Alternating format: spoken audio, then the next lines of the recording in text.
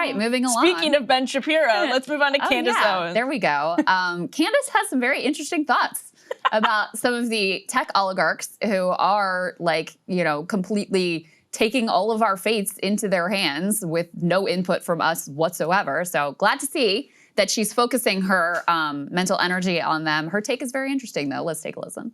I don't even think these people are human. Like, I look at Elon Musk and Sam Altman and Peter Thiel, and I'm pretty sure they're hybrid. You know what I mean? Like, they just look like an Apple software that I should be able to download at night, like when my phone's getting an update or something. It's something in the eyes. Like, I don't know. I'm like, I know I'm human, but I don't know if I stabbed you if you bleed, I'm not going to stab them, but I don't know if they bleed all the way. I think a battery would fall out. You know what I mean? And I just get that sense. I've always known it was demonic, and people just get on board because, as we talked about in this book, they are using science and this idea of technology and this idea of transforming society for the better to indoctrinate us into accepting this. And it's wrong and it's backwards. And the main component of all of this is psychology, right? They're able to do it because of psychology, making you think that society has gotten better. Our kids have objectively gotten dumber. We've become fatter. We've become less healthy. We've become less emotionally sound. And yet they are convincing us that this is like humanity's great leap forward. We put a man on the moon, and he just like called them up and was like, "Hey, press, what's up? I'm up here. Yeah, it's so cool. It's really great. It's nice. Starry night up here. Okay, I'm gonna text you. I gotta go by in 69." And they get these people, they tell you like he's a genius. They're all writing like he's a genius. So we should just accept that Elon Musk is a genius, because like all the writers who are obviously indoctrinated into the occult are telling us that this is the next person that we should worship. The establishment of Hollywood, it was all occults. They were all Aleister Crowley proteges who were just raping kids and summoning demons, and demons are real. So at the same time that they're summoning demons, they are making us all believe that faith is not real. And that has been, I think, the greatest trick that the devil ever played, right? Is making people think that he didn't exist. Emily, agree or disagree? I mean, she's certainly cooking, Krystal. She's certainly cooking. She is cooking. Everyone can agree on that. She was also potentially blaming Trump for her friend Charlie Kirk's assassination. I saw that. Yeah, it's pretty wild. There was a lot of speculation, which we do not need to get into because we're not professional medical professionals, that she may be having some type of episode, because she is sort of starting to sound like the person who has like literal tinfoil on their head on the street corner. Okay, but she has been doing the whole Brigitte Macron thing for a while now. Yeah, it's that's not true. Like it's not like she's starting. The logic has been entirely linear here. Although I will say that I think that particular, I imagine people will sense it in that particular clip. There's a certain, usually you can follow her logic when it's crazy. You know what I mean? You're like, this is wild and wacky, but I can sort of follow along. There's a sense of like just listening to her there. I don't know, but it seems different to me. It seems like a little bit less rational. Like I don't know. I follow her logic on this perfectly. Krystal is bullish. I follow this logic personally perfectly. But I mean, let's say it lets humanity off the hook too much to say that these characters are not actually human. Agreed. That would be a very Ryan always makes that point. Yeah, I would love to think that these are not fully humans, that these are some sort of weird hybrid alien beings who are, and that's why they are doing all of these terrible things. But in reality, they are human, and humans are capable of, terrible destruction. And, and the weird thing is that all three of them, I think, see themselves as like heroes, actually. And this is... It's also sort of has a somewhat directional truth to it, though, because they also are transhumans. They want to turn all of us into the hybrids that she's talking about. Yep. They actually do want to go in that direction, the merging of the human and the machine, and are deeply interested, of course, in consolidating all of this power, wealth in their own hands at the expense of actual humanity, which is why when Peter Thiel gets asked, do you think, by Ross Douthat, do you think the human race should survive? He has to sputter and stumble and mumble and think before he can answer what should be the easiest question of all time. You know what actually they're doing is turning all of us into Candace Owens. Like, that's actually what's happening, is they're turning all of us into people who are driven by the algorithm into madness. And I think she's a glimpse, and producers Mac and Griffin are just saying only crime is being right too early about Candace. And Mac is like, Candace is onto something here. Yeah, because like that's what happens, is there's truth to the fact that they want to make us less human.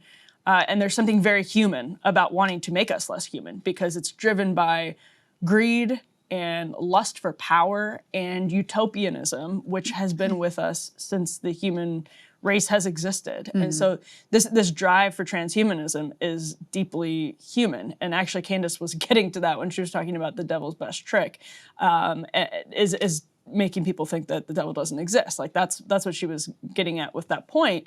There's something deeply, deeply human about the pursuit of power and money that tricks people into buying utopian fantasies. And even like the rich and powerful people themselves will be seduced by this idea that it's not actually about the money, it's not actually about the power, it's about the idea that we're creating a better life, and a better world, which I think everybody can see over the last 20-year experiment since Peter Thiel's technologies, and just in the last couple of years of Sam Altman's technologies, and what Elon Musk has done to X, which, I mean, I just look at it. What that does is it turns us all into crazy people, because the algorithm has bad incentives, and we export all of our communication. This is just a preview of what's to come. We've exported so much of our communication onto platforms that can be the flip of a switch by one person like Elon Musk can change the direction of the entire political discourse. Yeah. We've seen it. We know that that's what can be done. Yeah. And that controls not just what we say, but it controls the incentive system of what we decide we're going to say. They're colonizing our minds. 100%. I mean, that's what they're doing. 100%. And successfully, by the way. And so, I mean, that's why, listen, as, wild as what she said there is, I am glad to see her taking an interest in this subject, because as we've discussed before, this is a dire situation we're facing. Yes. It's dire from a job loss perspective. It's dire from a resources and energy perspective. It's dire from a cost perspective in terms of our electricity bills. It's dire from a controlling our thoughts and minds and being able to tell truth from fiction. Exactly. And live in reality together perspective. It's potentially dire from an actual true existential threat, which I think is a real and genuine risk that I do not put off the table. It's dire from a mass consolidation of wealth and power perspective. You want to talk about a democracy crisis? There's no way a democracy survives if you have one of these characters able to achieve AGI and all of the incredible economic power and benefits that come along with that. So, which is why someone like Elon Musk, who was very concerned about the things we're talking about. Oh, yeah. And that's why he started OpenAI with Sam Altman. Thinking, okay, we can develop this, but we'll do it in this nonprofit way. Now, I'm not saying that the conception was great from the start, but he had some mind of, we have to do this in a safe way. It can't be for profit. It needs to be in the public interest. And then once he sees Same everyone thing with else, X, by the way. Yep. And once he sees everyone else is off to the races, then he's off to the races too. So it is an actually existential conversation, in my opinion. And if you listen to them, it's an existential conversation, because they'll tell you, we're trying to eliminate human labor. We're trying to rewrite the social contract. We want to completely upend society as it exists today. So I am glad to see figures on the right, like Candace, occasionally Steve Bannon, certainly figures like you, Sagar, who are looking at this with clear eyes and going, this is horrific, and we have to come together and take control in some way, because otherwise, we are barreling towards an incredibly risky and dire future. Well, and it, again, it gives rocket fuel to those conspiracy theories that people aren't actually human, and it makes those things much more believable as you break down the wall between fact and fiction with your technologies and your algorithms. And so again, they're turning us all into Candace Owens, and for a bit more cogent, I would say, argument along the lines of what she is making about like if you want a faith-based argument, I recommend Living in Wonder by Rod Dreher, which came out recently. It does a really good job with this, but it's all happening so quickly. In fact, we should get to this clip of Theo Von, who asked Sam Altman if he feels fully human, along the lines of the Ross Douthat interview of Peter Thiel that Krystal referenced. These guys are having conversations in public because they think they're untouchable. And to some extent, they are. I mean, They are. think about the Amazon Web Service outage last week. The consolidation of power combined with AI. So when you have consolidated power that's running on AI, they have lost control of their AI already. Yeah. They admit it. So think of how consequential the AWS outage was last week, and then think of what happens when you have massive consolidation in AI together all at the same time, and people like Sam Altman running the show. Here's C2. Yeah, I'm like, God, yeah, these people are able to see things differently and quantify things differently. Do you always feel, because some tech guys, they just have a different understanding of possibility, right? A different understanding of feeling and thing. Do you feel human all the time? I do feel human all the time, but I feel like I have noticed that I think extremely differently about the future, about exponential change, about compounding technology than almost anybody else that I kind of come across in regular life. So That's cool. I feel extremely human. I feel like, driven by crazy emotions as much as anybody, but I am like very aware that I have a different lens than a lot of people. Have you met some people in tech space and you're like, whoa, that guy is only like 6 or 7%. He's low. He not a lot of human in him. Yes. Yeah. Okay. I love how Sam's like, yes, I've met people who are not human, but myself, I'm totally human. His interview with Tucker Carlson came out I think it was a couple of days before Charlie Kirk was assassinated, so it kind of got buried. Yeah, I never actually got around to watching that. You have to watch it. So Tucker asked him how he sleeps at night, and Altman's just like, not well. It's so wild that he goes out and says these things in public. Not doing a great job in instilling confidence in the population. Meanwhile, Krystal, who is working on behalf of these oligarchs but Kristen Sinema? Of course. I had to let the pause hang because I know it's surprising to people. Oh, yeah, that she's doing the most evil thing imaginable in the wake of her senatorial career. I might be open to the hybrid hypothesis when it comes to Kirsten Sinema. So here she is testifying at a local town hall, basically saying to them, listen, I'm working to push these data centers into communities. And you can either cooperate with us, or the federal government is just going to come in and force you to accept this, and then you're not going to have any say over how it goes for you, or like it's coming. So you can either work with us, we can do this the easy way or the hard way, is the subtext of what she says here. Let's go ahead and take a listen. I'm here tonight on behalf of Active Infrastructure. I also am the founder and co-chair of a national coalition called the AI Infrastructure Coalition. We are a national coalition formed earlier this year, and work hand in glove with the Trump administration as we prepare for AI American dominance, to prepare against a competing threat from China, but also to ensure that domestically that we are prepared for the AI revolution that is coming. The AI action plan set out by the Trump administration says very clearly that we must continue to proliferate AI and AI data centers throughout the country. So there she goes, hand in glove with the Trump administration to make sure that AI data centers proliferate throughout the country. And I'll tell you, I live in a town where one of these data centers may be coming. There are, it's a very conservative, it's a rural area, it's very conservative, voted like 65% for Trump or something. And you see tons of signs like stop the data center. I mean, it really is something that there are a wide variety of cross-partisan concerns here, including about local autonomy, as Sinema is basically threatening them, like it's coming whether you want it or not. Local autonomy is one of them. There's the water usage. You've had wells that have gone dry near these places, especially in rural areas. I'm personally on well water. A lot of people in my county and in the area are.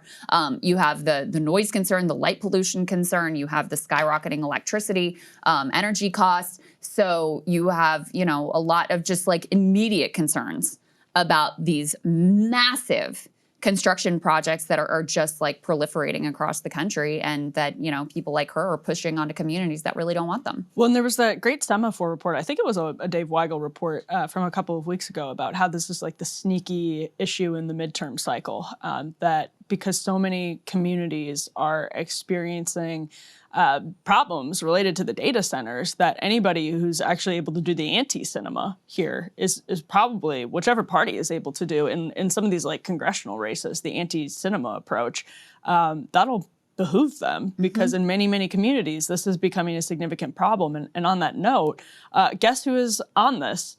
Bernie Sanders. Let's roll C4. Do you think OpenAI and ChatGPT should be broken up? I do, but it's a deeper issue than that. We need to take a deep breath and understand that it's like, a meteor coming. We got to be prepared to deal with it in all of its complexity. Economically, I worry about massive loss of jobs. In terms of what it does to us as human beings, there are products not being sold as, you don't need to relate to a human being anymore. You will have somebody hanging around your neck as your AI buddy. And in a country where there's a lot of emotional distress, I really worry about that. How we continue community, how we relate to each other as human beings. And then, of course, in terms of AI, we worry about this super intelligent AI, which supersedes human intelligence. And one day, the AI says to the human being, sorry, but actually, no. You worry about a Terminator-like scenario. Something like that. So that was Senator Sanders in an interview with Alex Thompson of Axios, Krystal, showing a path forward, not just for Democrats, but for Republicans, if anyone is smart enough to take it. And that's where the question is right now. Yeah, well, at the federal level, certainly the Trump administration has decided that they're all in, and obviously J.D. Vance is very much backed by Peter Thiel, has been throughout his career. They're thinking he's their guy. They've decided we're going to take any brakes that were on the car, we're going to take them off, right? We are going to make sure, in terms of regulatory breaks, we're going to make sure the funding is there. We're going to make sure there's no sort of like, any sort of SEC enforcement actions coming your way. We're going to go all in the most reckless manner possible, because we've got to win this, war against China. We've got to win the race to AGI before China gets there. And so that is the full thrust from the national level of the Trump administration, certainly right now. And if J.D. Vance is the predecessor to Trump, then I fully expect him to continue in that direction. And of course, Trump is out there. Steve Bannon is saying, Trump is going to be the guy again in 2028. I don't think we can put that off the table either. And he's clearly decided that, being fully in bed with these tech oligarchs was the best thing for him politically in the direction that he wanted to go in. So it does leave a massive opening for someone to articulate all of these fears. And as I said, the fears are both immediate and medium term in terms of job loss, and long term, as Bernie articulates there as well, in terms of these more existential concerns about what it would mean to have a superior intelligence on the planet. Like, has anyone thought about that? There are people who have thought about it. Most of them have concluded that it's going to be really bad for human beings, yet we continue apace anyway. So if, 80-something-year-old Bernie Sanders can figure all of that out, I think a lot of Americans are thinking in the same direction. And it seems to me like we're at an inflection point as these data centers increasingly crop up, especially in rural areas where there's more and more awareness of what is happening and the speed and pace of which, at which it is occurring, and the massive impact that it could have on all of our lives in the future. And most conservative Catholic intellectuals are deeply suspicious of AI, which puts J.D. Vance in a fascinating position. And we did a long segment on why Peter Thiel is talking so much about AI, the apocalypse, the catacon recently. Yes. And I think the conclusion that we landed on is he's trying to seduce especially religious conservatives in the midst of this like nationwide religious revival that everyone saw on display at the Kirk Memorial. He's trying to convince those people, which are such an important part of the Republican coalition, to put their faith in AI and to put their faith in big tech. And if he's able to do that, if you bring the J.D. Vances on board and start making this argument, a faith-based argument, literally a faith-based argument for accelerationism. That's a huge win, because you can see the argument that Bernie just made there being appealing to people around the country who are honestly like conservative Trump types, or just normal, suburban parents who are freaked out about what's happening to their children. So that's a huge reason why we're starting to see Thiel. I think Thiel is smarter, honestly, and he's more politically savvy, much more politically experienced than Elon or Sam Altman. I mean, his political involvement goes back a long time. Yeah. And so I think that's where you're trying to see, you're seeing him try to get out ahead of some of these arguments to bring. So like Candace Owens, conservative Catholic, actually, interesting point, big audience among conservative Catholics, trying to make the point that, hey, we don't know where any of this is going, but we have to put our faith in this accelerationist, because otherwise the degrowthers sure look a lot like some biblical prophecies about the dark forces. So that's I think, all of this, I think, lends credence to the conversation that we had the other day.